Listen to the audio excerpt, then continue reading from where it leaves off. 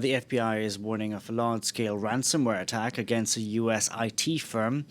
As many as 1,000 businesses may have been targeted after IT services company Kaseya came under attack.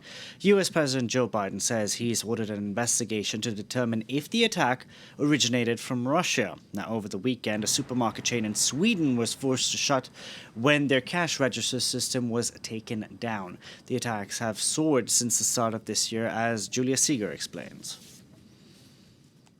Ransomware is a form of malware that encrypts a victim's files. The attacker will then demand a ransom from the victim to then restore access to the data upon payment. Users are then given instruction of how to pay a fee in return for a decryption key, and the cost can really vary from a few $100s to thousands of dollars payable in bitcoins to cybercriminals. Now, first they have to access your computer or the IT system of a company, and they have many ways to do so. They can use phishing spams, for instance, going through emails or attachments. They can also use so-called social engineering, which is tricking people into giving administrative access. And since the beginning of 2020, but even more so since the beginning of 2021, the use of ransomware has really soared, and we've seen more and more spectacular attacks.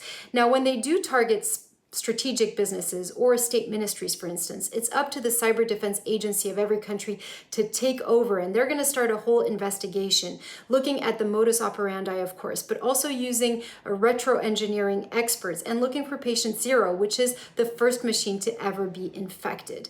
Now, more and more, let it be politicians or even the general public, are realizing how much of a problem these cyber attacks are, for economic reasons, of course, but also because more and more they're targeting strategic infrastructure. There's also the threat, of course, of cyber espionage, and more people are realizing that there is indeed a hot war happening in cyberspace with very real and concrete consequences.